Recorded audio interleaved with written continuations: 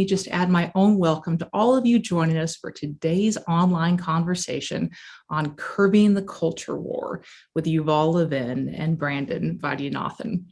As Anne just explained, this online conversation is part of a series we're collaborating with our friends at Common Magazine, ably led by Anne, who you just met, who's also a senior fellow at the Trinity Forum. This effort's also been made possible by a grant from the New Pluralist Collaborative, and we'd like to thank them for their support for this program. We're so pleased that so many of you have registered today, and I'd like to particularly welcome and thank our first-time guests, as well as our guests who are joining us from all over the world, from at least 15 or 16 different countries that we know of. So if you are new, let us know where you're coming from in the chat box. It's always fun for us to get to see the range of people joining us from all over the globe. So thanks for doing so. If you are one of those first-time attendees or otherwise new to the work of the Trinity Forum, we seek to provide a space to engage the big questions of life in the context of faith and to offer programs like this online conversation to do so and to come to better know the author of the answers. We hope this conversation will be a small taste of that for you today.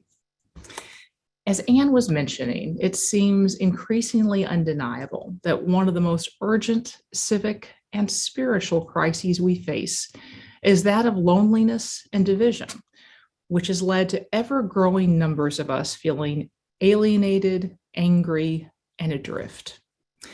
Accelerating and exacerbating this trend is the fact that so many of the spheres of our life together, whether schools or sporting events, churches or corporations, have seemingly been annexed into new battlegrounds for an increasingly vicious culture war. Institutions, activities, and organizations that once served as a trellis on which the vine of relationship and community could grow are now increasingly conscripted into new staging grounds for the next culture war salvo. The fallout is increasingly clear and unsettling. A record high number of pastors report considering leaving the ministry, demoralized by the way their churches have been divided by partisan conflict. Both students and professors at universities increasingly report being afraid to think aloud or speak freely, lest they be ostracized or canceled. And an increasing sense of anxiety often pervades public discussion of any important shared issue, except among those wishing to score points rather than resolve problems, leaving few places of refuge from partisan fighting and even fewer resources for grappling with the inevitable civic challenges that divide us. In the words of one of our guests today, displays of partisan allegiance and factional solidarity may have their place, but they do not belong in every place. And out of their place, they can displace others' potential goods and divide us along lines that render common action and ultimately common life impossible. So what might it mean to restore boundaries to our partisan battlefields and limits to the skirmishes? Is it possible to curb the culture war without abandoning one's deepest convictions? It's a big question and an increasingly urgent one in our fractured country. And it's hard to imagine two scholars who have wrestled with it more wisely or creatively than our guests today. Yuval Levin is the director of social, cultural, and constitutional studies at the American Enterprise Institute, where his research focuses on the foundations of self-government and the preconditions of civic flourishing. The founding and current editor of National Affairs magazine, he's also a senior editor of the New Atlantis and a contributing editor to National Review. He previously served as a vice president of the Ethics and Public Policy Center, the executive director of the President's Council on Bioethics under President Bush, as well as a special assistant to the president for domestic policy. His articles and essays have appeared in numerous publications, including the New York Times, the Washington Post, the Wall Street Journal, Comment, Commentary, and many others. And he's also the author of 5 books on political theory, including his latest work, A Time to Build, which we had the pleasure of hosting him in an online conversation to discuss back in December of 2020. Joining him is Brandon Vaidyanathan. Brandon is a professor and chairman of the Department of Sociology at the Catholic University of America, where his research focuses on the cultural dimensions of religious, commercial, medical, and scientific institutions, where he's been widely published in a variety of peer-reviewed journals, including Business and Society, the Journal of the American Academy of Religion, Social Forces, Social Problems, the Sociology of Religion, the Journal of the Scientific Study of Religion, the Journal for the Theory of Social Behavior, and Work, Employment, and Society. He's also the author of Mercenaries and Missionaries, Capitalism and Catholicism in the Global South, and co-author of Secularity and Science, What Scientists Around the World Really Think About Religion. Yuval and Brandon, welcome. Great to have you here. Thank you very much. So as we get started, it seems appropriate to kind of start with clarifying the very question itself, because it's not necessarily obvious to everybody that the culture war needs to be curbed.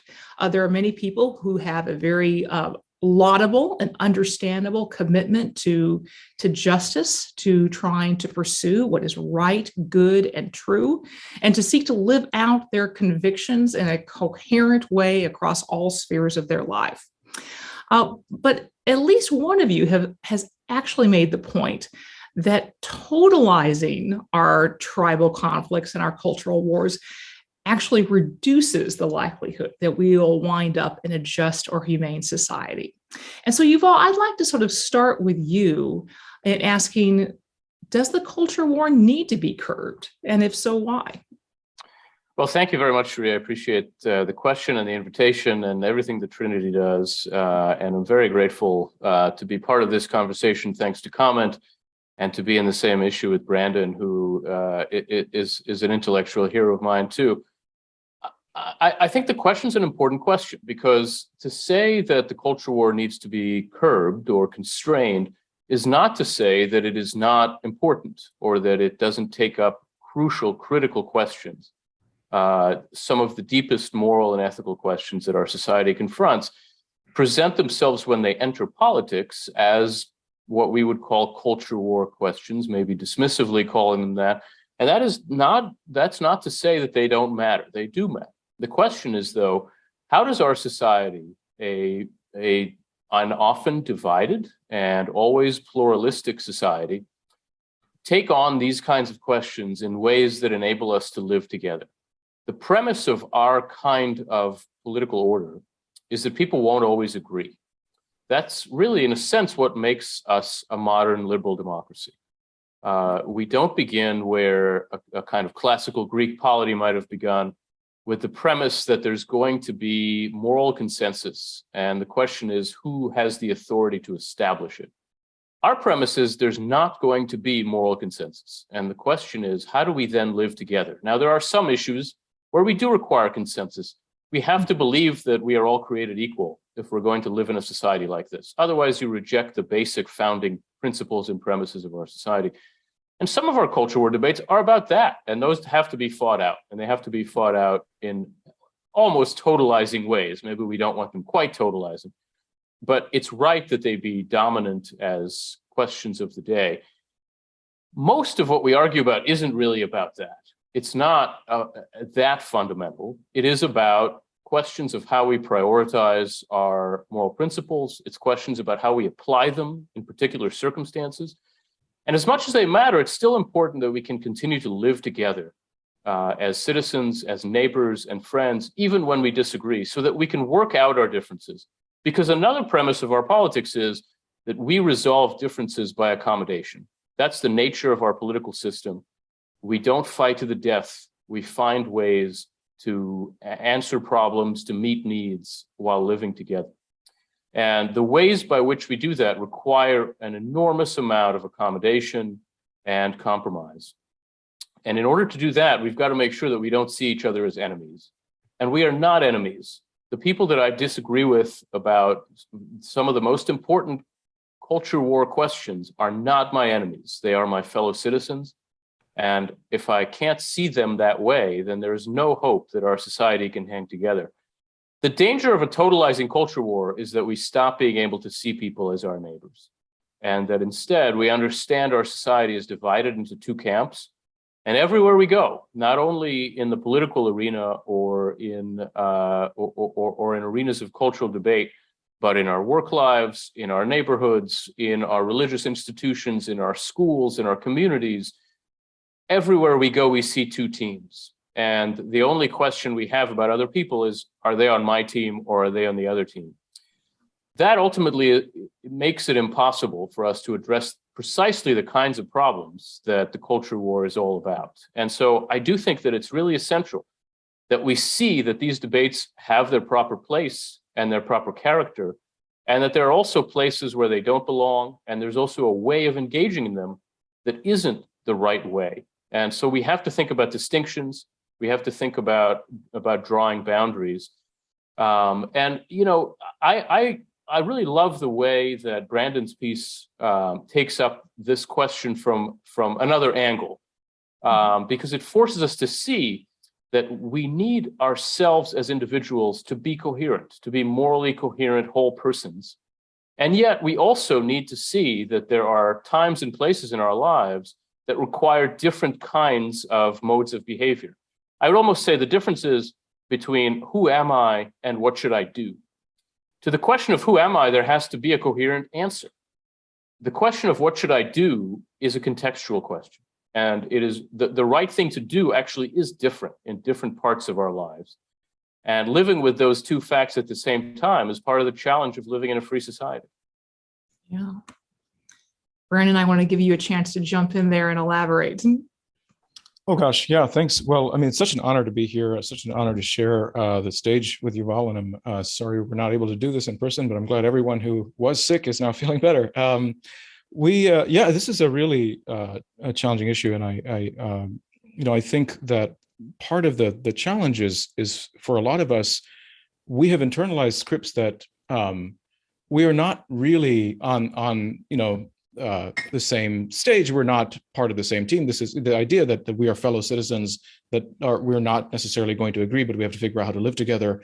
A lot of those premises are off the table. I mean, the assumption with a lot of the current scripts and as well as models of behavior that we're seeing out there is that we are in a war, and we have our allies and our comrades and then our enemies.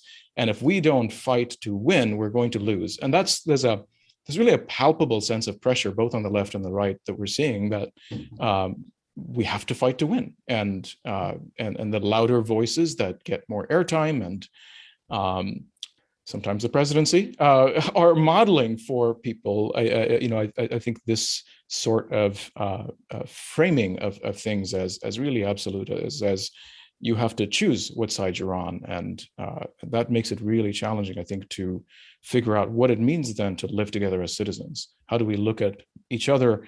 And then what does it mean to have an identity?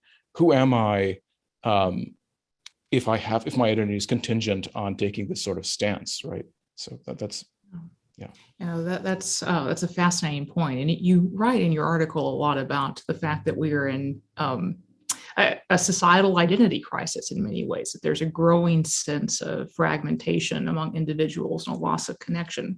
And of course, one of the appeals of the idea of a totalizing culture war is it does provide a measure of coherence to essentially all of reality. It becomes very easy to categorize and it kind of easier to simplify and make sense of.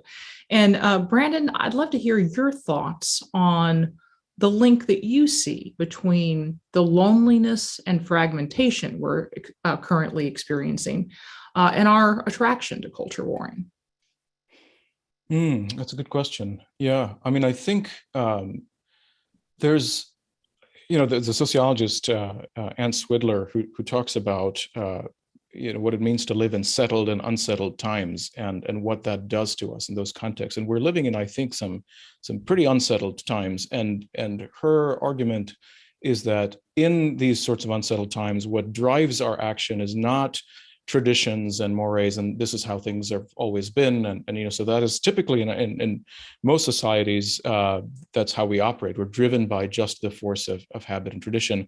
But unsettled times are times when ideologies really kick in. They take a dominant role in actually shaping our strategies of action. And I think that culture war framework provides a sort of heuristic for a lot of people. It's a quick shortcut to escape the hard work of figuring out the who am I questions, right? I think those are fundamentally, those are profound existential questions we all have to wrestle with, and we typically do that in communities in which we're embedded.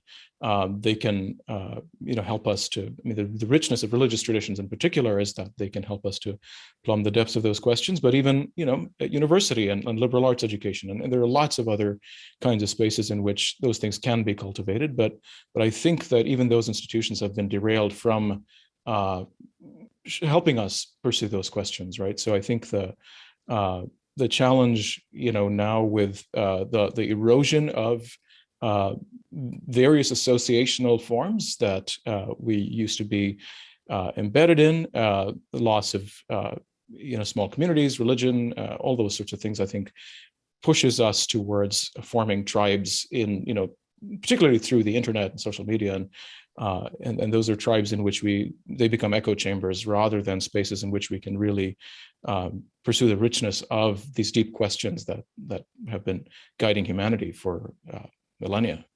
Yeah. Yuval, you've suggested that a vital part of providing curbs on what might otherwise be a totalizing culture war is a refortification of boundaries along the separate spheres of life.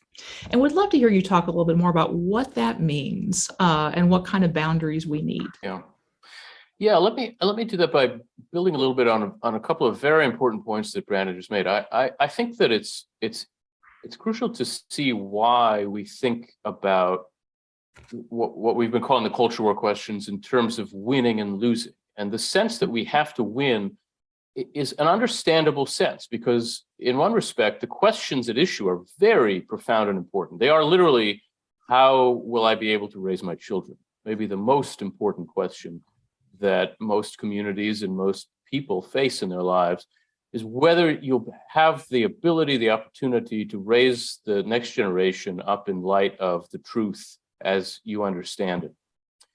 And the way in which our society has tended to answer that question has been by creating spaces for communities to answer it themselves, by allowing for there to be simultaneously different answers to the question, how should we raise our children? That's hard. That's a challenging kind of society to sustain. And inevitably, it means that you confront a culture that is not simply or completely supportive of the answer that you offer to that question. And I think that as the institutions through which we do that, through which we raise our children, through which we build up our communities, through which we engage with one another, have grown weaker, the local, interpersonal, human level institutions have grown weaker, we've looked instead to something more like national level institutions. And that makes this kind of diversity much more difficult. The question of how will I be able to raise my children then becomes a national question. And it becomes one big yes or no question. And that means that we do think in terms of winning and losing everything. Political campaigns become much more important when they're about this one big question on which everything else depends.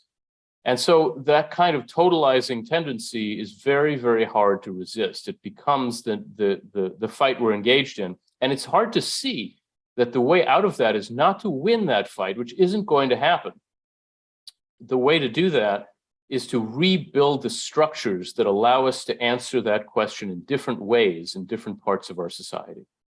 The structures of local community, the structures of religious life that let me as a Jewish person in America raise my children in the way that I think is right, while my neighbor, with whom I'm on excellent terms, does the same in a very different way. That's a social achievement that we should never underestimate. It's an extraordinary thing we're able to do in this country. And doing it does require a set of healthy institutions that need to be tended to. And I think this gets to your question of boundaries, because when we lose sight of the need to sustain these diverse spaces so that you and I can work together, even though we don't have the same religious commitment, even though our answer to the question of how shall we raise our children is not the same answer.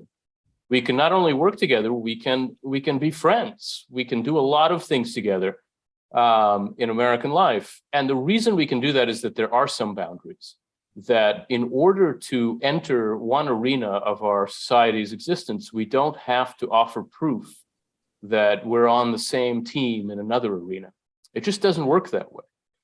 As it begins to work that way more and more, it becomes much more difficult to sustain these different spaces, these different stages. And so I think what boundaries look like really involves a willingness to live together with people who are different from you. The basic fundamental demand made on us by modern liberal democracies, by free societies, is that we be able to, that we exercise the patience and the restraint to be able to live with one another when we don't always agree about everything.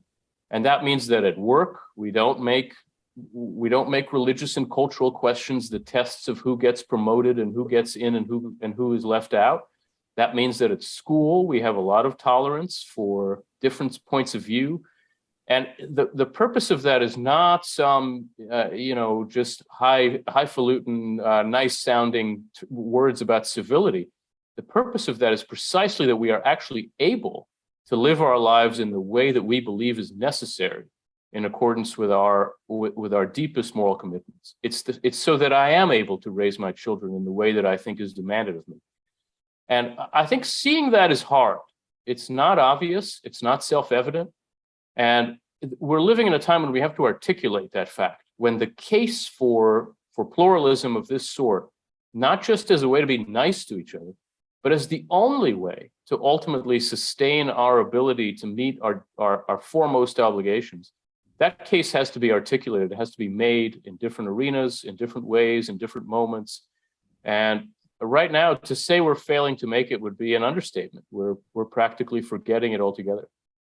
Yeah. I want to ask both of you about the combination of cultivating and fortifying different spheres within public life and the coherence that you were talking about, Brandon, in that it's hard to talk about different spheres without also referencing Abraham Kuyper, the Christian philosopher and statesman who was the prime minister of the Netherlands, who articulated the idea of sphere sovereignty, which the thought of which kind of undergirds some of our conversations. But Kuyper, the same guy who articulated the importance of sphere sovereignty, and the fortification of those boundaries in public life, is also someone who said that there is not 1 inch of creation over which God does not claim it is mine. Brandon, you've written quite a bit about what you call the sacred canopy, the meaning and coherence that Christian thought has given to so much of kind of our country's history. And so one question I would like to pose to both of you, coming from different religious convictions and political backgrounds, is it possible to maintain coherence and distinct spheres without some kind of overarching agreement on ultimate questions that faith provides? And Brandon, maybe we can start with you. That's a really great question. Yeah. So the sacred canopy idea, this is, Peter Berger's term. And, early in the 20th century, you had sociologists like Max Weber, who I think, very presciently sort of diagnosed our this kind of problem we're in, where we're really in a context in which religion, which used to be once the governing sphere, has sort of become one domain among others. And so now you've got politics and economics and the arts and so on, all kind of battling with each other with their own internal logics, and each one sort of vying for some sort of absolute autonomy. And so I think it's challenging to navigate life without, I don't know if it's possible to really navigate life without some sort of ordering of these domains, right? I think we invariably end up doing it in some way or other. And I think the default has become for the political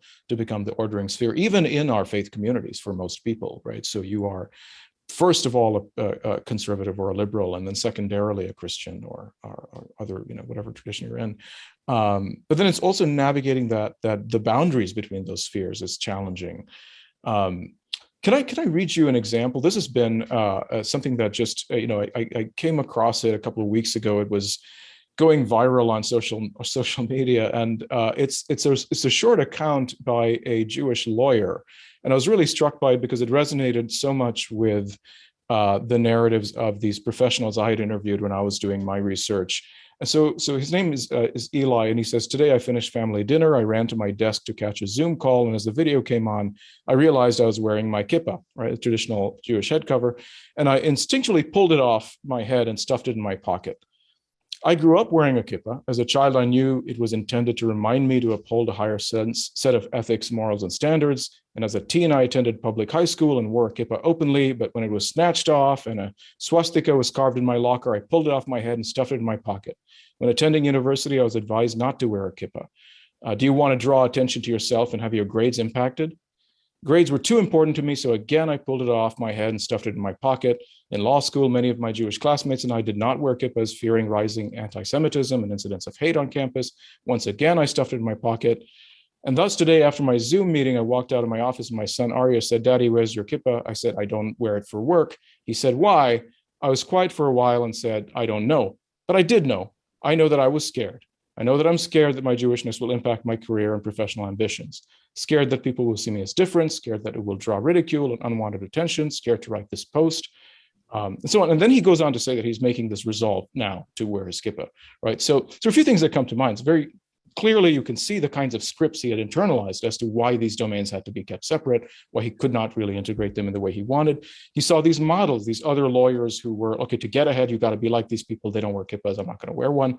And then the habits, just the instinctual pulling off. It's become second nature, right? And that was consistent across all the research I had done when people are drawing these boundaries, even as they're trying to live integrated lives. There are these sort of pressures that we as we're socialized to these domains.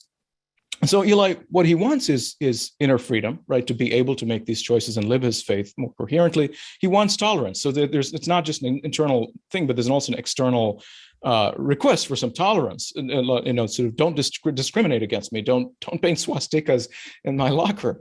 That those are very important things. But we don't know if wearing the kippah is going to be enough for coherence, right? He may still, maybe the models that dominate how he governs his life as a lawyer are not really coherent with his faith. Maybe his boss is a real jerk and mistrusts others and sabotages them, and so there's all that other stuff that that's happening under the radar as well. So it's not simply intentionality that's enough. We are shaped by our environments in so many ways that occur under the radar, but what's also important to note is that Eli is not asking everyone in his office to wear a kippah. But I think that the context we're in today is that the totalizing sorts of identities we have, because I think they are fragile identities, it's very hard to navigate the world with a fragile identity. Eli has a stable identity. Of course, he's making some compromises that he regrets, but he's not really questioning it and doesn't really need to be in an environment where that's constantly reinforced. But if my identity rests on a certain set of political beliefs that's fairly new, I need a bubble in which I'm not exposed to ideas that challenge it. My students tell me in class, I don't want to hear the voices of people who disagree with me or express opinions that I find abhorrent, right? So that I don't want to be contaminated. There's a sense of purity, and I think that's because of this instability of our identities. And I think it's hard. Then how do you live with each other if you're not capable of making room for the other? If your identity is so fragile that you can't express even any curiosity about the other, to be able to begin to want to understand them, which I think is a precursor to being able to live with them. That's fascinating. Yuval?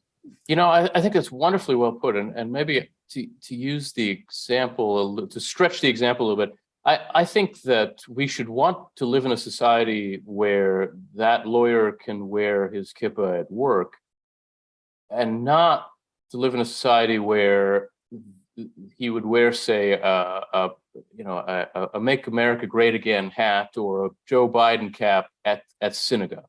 That is, we should prioritize these things in a particular way that allows us to differentiate between the high and the low. And politics is not the lowest thing, but it is lower than some other things. And also, as Brandon says, that MAGA hat tells other people what he thinks they should do. The kippah does not. It tells the world who he is. And we should understand the difference between those things in a way that allows us to, again, distinguish high and low and also respect other people. So I do think it's very important that we have the level of tolerance and also the ability to cross boundaries such that our core identity is our core identity. We bring it with us where we go, but also that we can recognize the different contexts precisely to protect other people's identity too and their place in this society, that there ought to be some constraints on what we do in different contexts. I always think, about there's a charitable group of Jewish women that began in the United States in the 1920s called Hadassah, and they engage in helping people outside the Jewish community. And they were criticized for this for a lot of their early years. And they ended up landing on a kind of slogan for themselves that says, we don't help people because they're Jewish. We help people because we're Jewish. And I think understanding that distinction of I do this because of who I am, but on the other hand, there are times when we're trying to change other people, and that requires a different kind of engagement. There's obviously a religious meaning to this too. This has to affect how we operate and function as religious individuals in communities as well. But I think recognizing what's required of tolerance and the why is especially hard for us to see. Tolerance, again, is not just about being nice to other people, though that's important. We should be nice to other people. It's also about allowing us to have the room to live in the way that we want to live, while also benefiting from the tremendous benefits and value of this great society. And I would say, in that sense, my view of these questions is no doubt shaped by my own Jewish identity, by being part of a religious minority that has been a religious minority basically everywhere it has lived for most of the last 2,000 years, and is now, with the exception of Israel, everywhere a religious minority. The idea that prevails in some of our thinking about this, that the ideal we should want is an integrated whole society in which everything supports the fundamental views we have, I think is actually not an idea that is native to our Jewish and Christian and Muslim traditions. It's an idea that was native to the classical polity in ancient Greece, but Jews and Christians and Muslims have never lived outside the fact of religious pluralism. From the very beginning, for all of us, we have always dealt with the fact that not everybody thinks the way we do. And we've offered different kinds of answers to it. All three of the major religious threads have answered that through conquest sometimes, through the use of force, but very often have answered it by finding ways to live together with other people who make very, very different kinds of commitments. This is not a brand new problem. It's not even only a fact of life in political modernity. It was certainly the case in the Middle Ages. It was certainly the case in the earliest days of Christianity and also of Judaism, that how to live with people who do not begin where we begin has been a core question for us. And I think we should see that the answer to that cannot be to make those people go away. That's not actually an option. And the question we always face, and the one that to me leads to an emphasis on setting boundaries in order to allow for personal coherence, is the answer that's embodied by our pluralistic society, and that's well worth defending. There's so many more questions I'd love to ask both of you, but I also see that the questions from our viewers are piling up. So we're going to switch to those. And just as a reminder to those of you watching, you can not only ask a question in the Q&A box, but you can also like a question, and that helps give us a sense of what some of the most popular questions are. So one of our first question comes from an anonymous viewer, and they say, or they ask, it seems like so much fuel for the culture war comes from a fear of, quote, unilateral disarmament. Both sides feel attached and justify their own escalation by fear of the enemy. Will resolution require someone or some kind of movement to take a first step by voluntarily, quote, losing on an issue? And Yuval, since you have worked in the White House for the president, I'm going to toss that one to you first. Well, I guess I'd start this way. I think everybody is already losing. And the sense that people have that the other side is winning is generally not shared by the other side. Everybody feels like they're losing. And the reason for that is that they are. Because ultimately what we're losing is the foundation that enables us to engage in these fights in a way that could allow for a win-win conclusion. And a win-win conclusion looks like an accommodation. So that what we should be aiming for in a lot of these issues is an accommodation that allows for differences and also for persuasion, that allows us to explain to our neighbors why we think they're wrong about abortion or about some of the most divisive issues that our society confronts. And so I think the sense that to allow for the mechanisms of pluralism to operate is unilateral disarmament is a mistake to begin with. That's actually the only path to anything that could look like winning. And the sense that outright winning, that just vanquishing the other side is an option, is a mistake. And the sense that we're losing all the time is also a mistake. So that makes it very hard to get back to a place where we can really make the argument for a pluralistic society. And I think that's where we have to change our attitude. We have to see that victory doesn't really look the way we think it does. It doesn't look like a surrender of the other side. That's not what it looks like. It looks like persuasion. And along the way, it looks like the ability and the space to live in the way that we believe is demanded of us. And that actually requires a lot of these mechanisms of toleration and pluralism to function, which is why we should be on their side. That's right. Our next question comes from Susanna Gal. And Brandon, I'm going to toss this one to you, and especially as someone who is coming as a Hindu convert to Catholicism, I think you'll have a really interesting insight to offer this. Susanna asked, how does if that sense is lost or challenged or changed in reality? Sherry, I lost you for like 5 seconds there. Could sure, you I'll repeat the question from Susanna Gal. She asks, how does our sense of belonging impact this conversation? If that sense is lost or challenged or changed in reality or in our own perception, might that make one feel a need to engage in the absolutist approach to living? Yeah, wow, that's a really profound question. Yeah, I do think that our sense of belonging is a lot weaker. Again, I think with Yuval's work has really shown just a sense of trust in institutions that has collapsed over the years. And so, what is it that we are part of? Like, where is it that we see ourselves embedded? In some sort of community that. Where we can recognize a sense of belonging. I think that the scope of those kinds of communities is reduced. So it does make it a lot more challenging.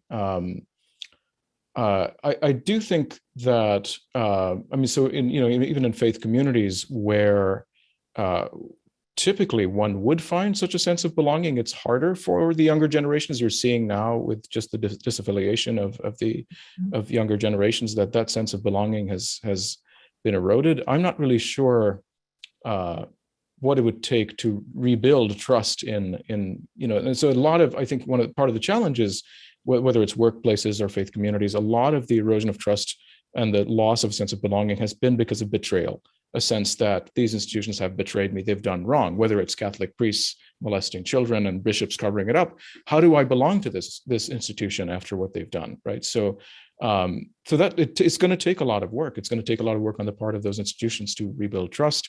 But I think it also requires us as individuals to not pretend that we can navigate the world without belonging to someone and to a people.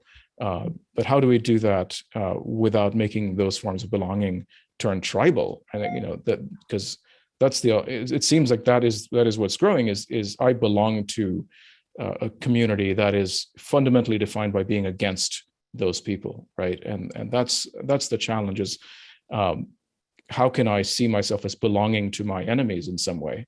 What are the forms that we have that allow us to experience that kind of connection? Yeah.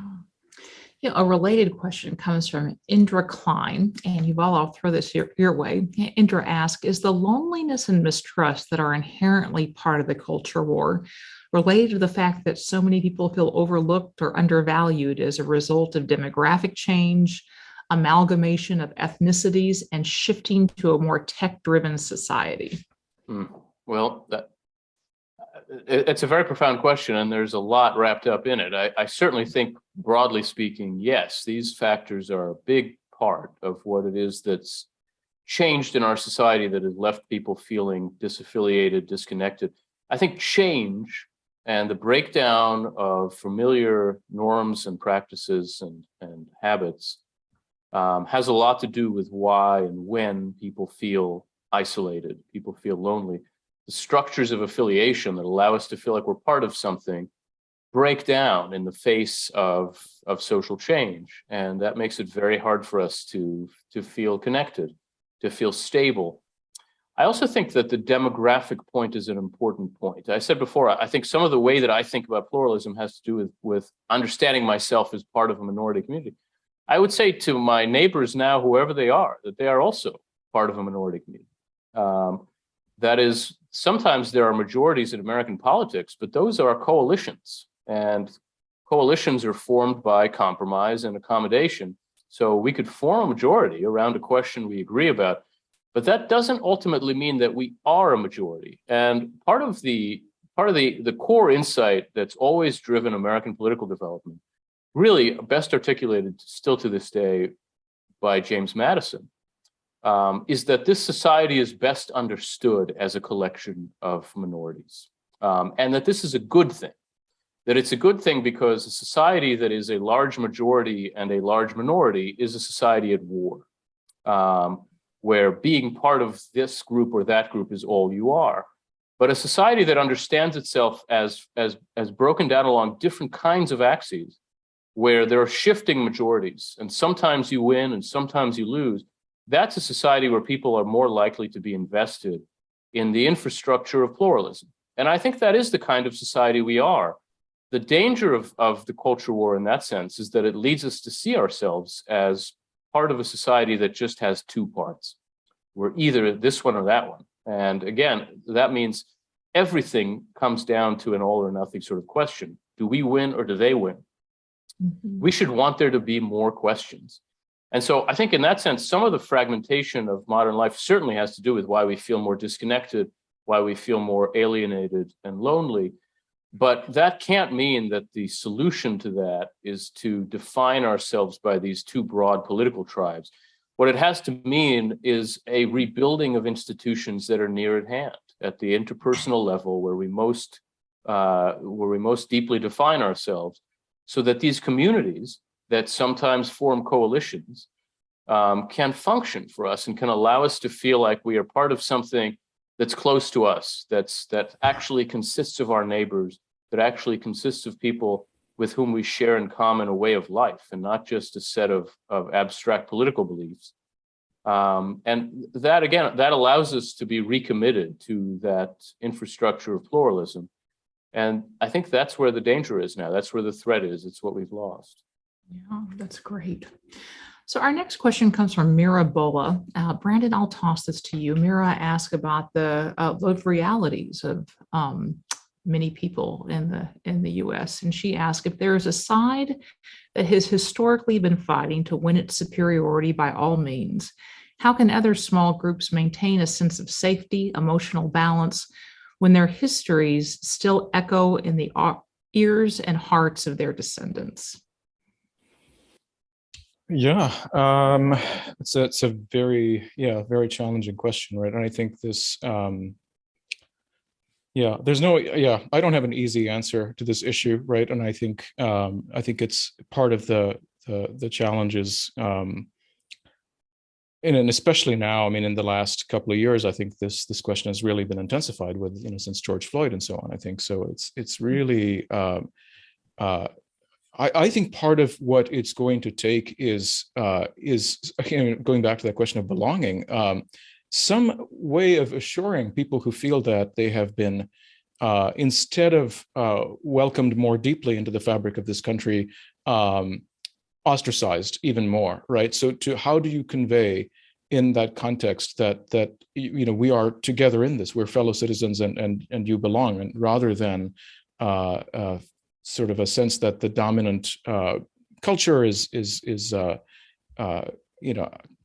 to going to just simply perpetuate the older forms of oppression, right? I think that's it's certainly going to take changes, and changes have been, certainly underway, but I don't really have a very, I don't think there's an easy formula. I mean, I'm thinking about even the context of other countries, and India too, where I think there are a lot of similar situations that I'm familiar with, and there, it's very difficult for marginalized communities that have been historically ostracized then, to feel that sense of belonging. Mm-hmm. I think there's a tendency to just say, look, we're fed up. We've tried and it's not working, and now it's time for revolution. And that's, I think in some parts of the world, even in our country, I think that's sort of where we are. So it's going to take some creative work to address that. You all might have some better ideas, but I see it as extremely challenging.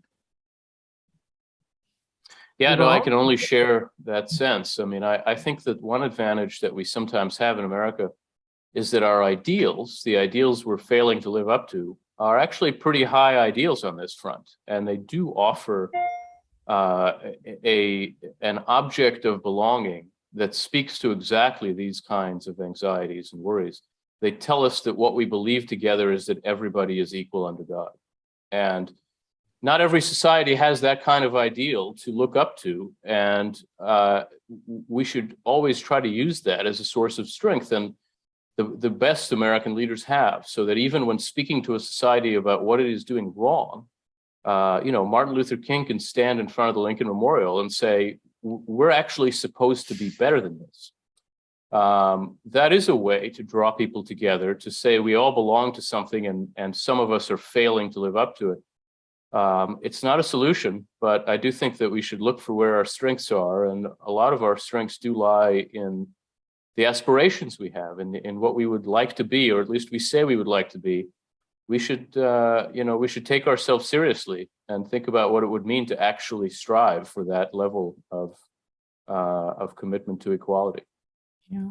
Yeah, if I could just sort of add to that. I mean, just even in my experience in India recently, where Christians have been persecuted for a long time, one of the moves that is being proposed in Christian communities is precisely re-education in the constitution of the country, which sees the nation as a secular country. And secular in India means something different. It means equal respect for all religions.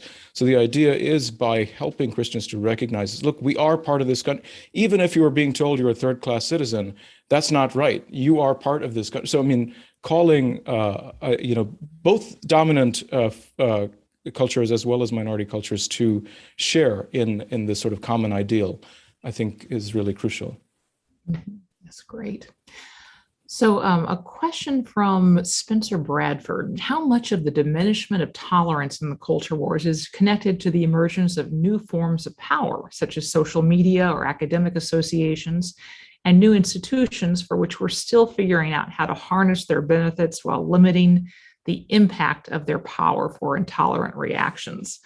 Yuval, you want to take a shot at that one? Yeah, I think it's hard to deny that social media has changed the way that we engage with each other and interact with each other. I would say, though, that to my mind, it seems like the degree to which it has had that influence is also in part a function of the waning of more traditional institutions. It's still the case that people are most shaped by what is nearest to them, by their family, oftentimes by their religious community, by a school, by the ethic of the place where they are. But as families have grown weaker, and as some of our religious affiliations and other institutions have grown weaker, there's been more room for us to be shaped by other cultural forces. And I think social media, among other things, stepped into that breach and shaped us in ways that I would think of as fundamentally deformative. So it's not just the sheer power of social media, but also the weakness of the other institutions that should be playing that role. And I think what we should always ask ourselves in looking at moments of breakdown, not only what is too strong, but also what is too weak. Not just what do we have too much of that we should try to get rid of, but also what do we not have enough of that we need to be building up.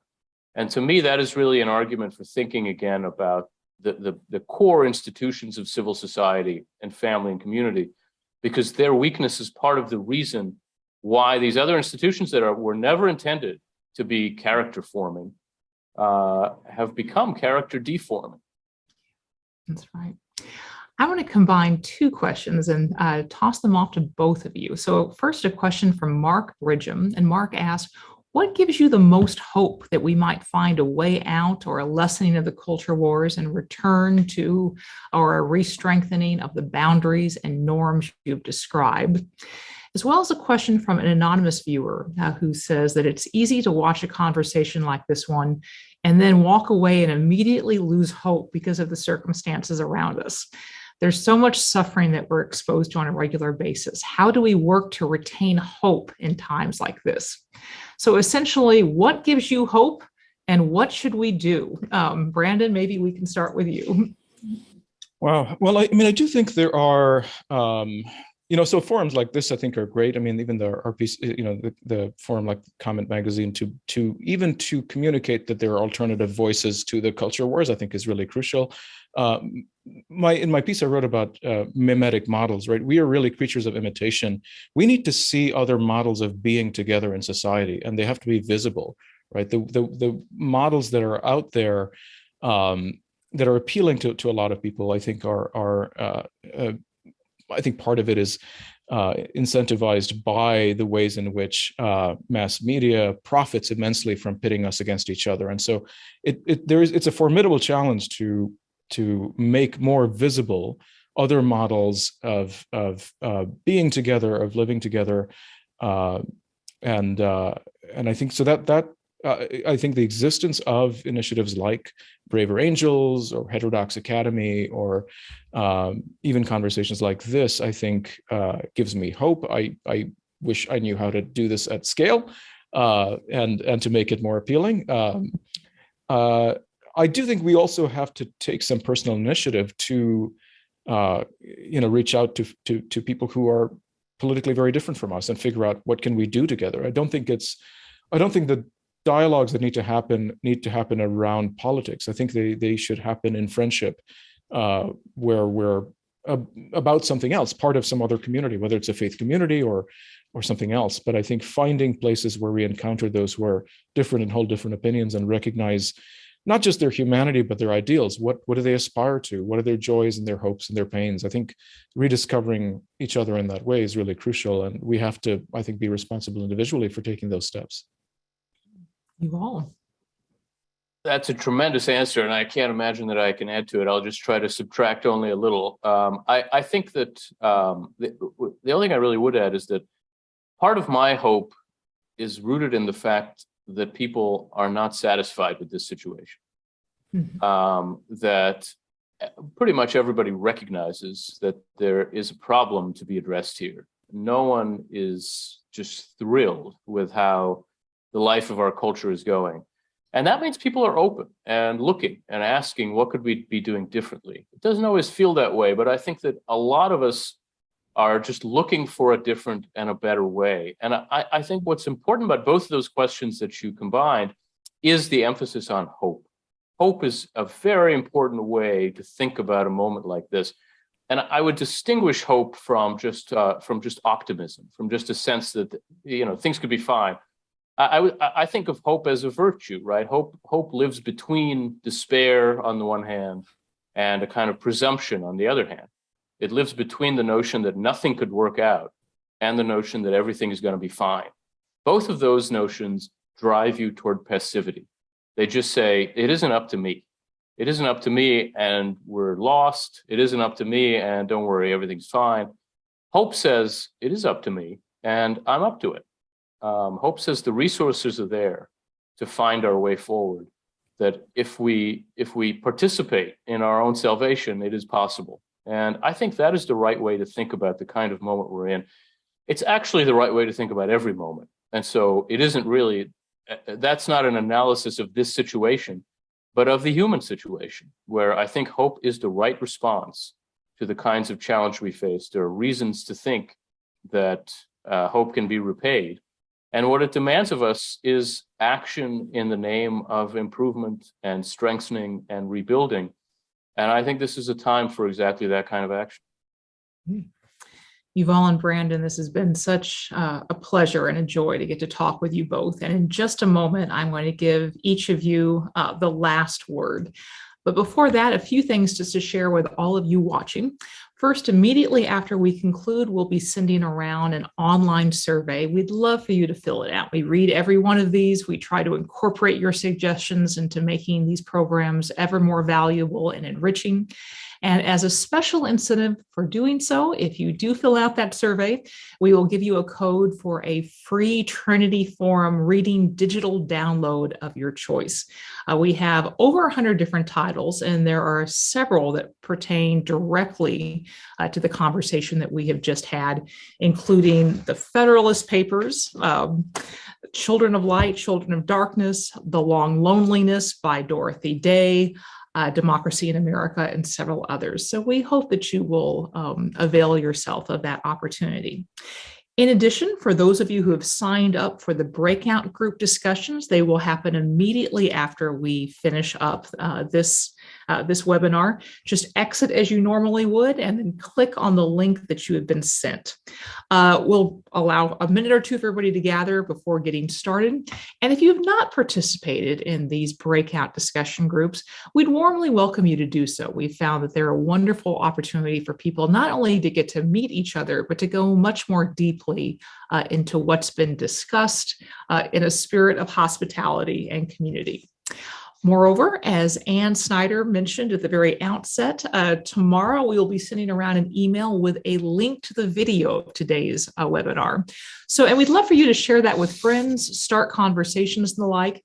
In addition to the link for the video itself, we'll also have a number of different readings and resources and to help you go further, more deeply into this subject matter, should you so desire.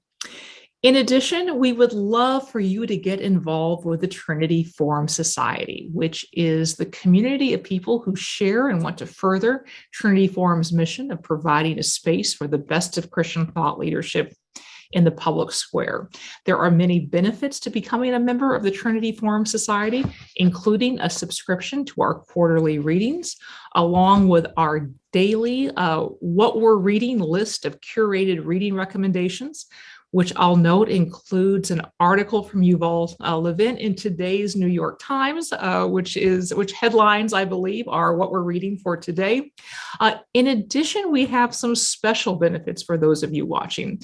If you become a member of the Trinity Forum Society or with your gift of $100 or more, we will send you a special collection of readings pertaining to today's topic, including the Federalist Papers, Politics, Morality, and Civility by Václav Havel, Children of Light, Children of Darkness by Reinhold Niebuhr, and Democracy in America, as well as a year-long subscription to Comet Magazine, which includes articles by both Yuval and Brandon in the current issue, Remember the Sphere. So we hope that you will take advantage of that invitation and would love to have you as a member of that community.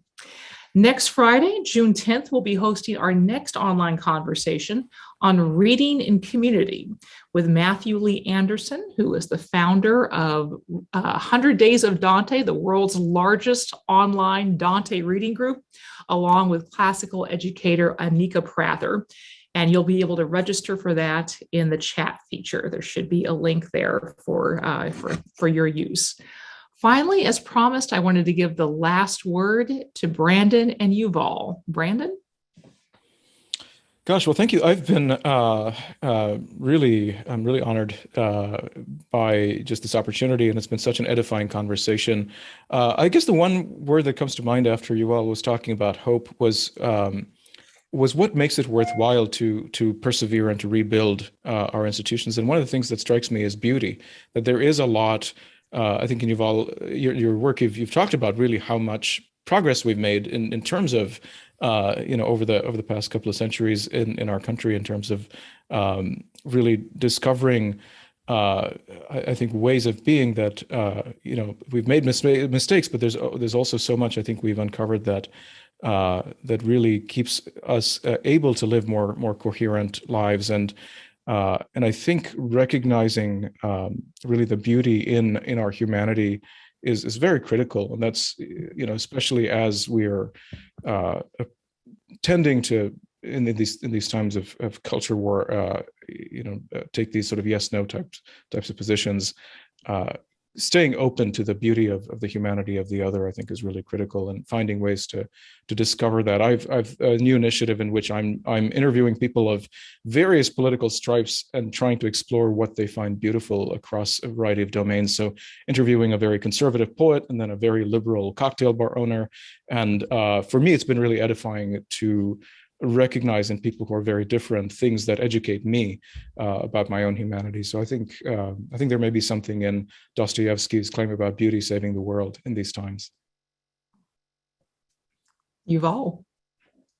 That's wonderful. I in thinking about a last word here, I almost inevitably fall to Abraham Lincoln and to his last word in his first inaugural address, which I really recommend reading out of context every now and then, because it's very contextual. It was said in a moment on the precipice of war.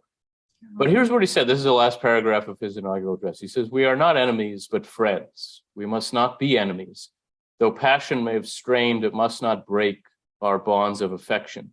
The mystic cords of memory, stretching from every battlefield and patriot grave to every living heart and hearthstone all over this broad land, will yet swell the chorus of the Union when touched, as surely they will be, by the better angels of our nature."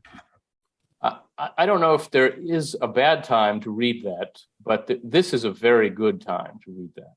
And it seems to me that it's a reminder we all need. And so I thought I'd end there. Yuval, Brandon, thank you very much. This has been a delight. We'd also like to thank Anne and all of our friends at Common Magazine, and to each of you for joining us. Have a great weekend.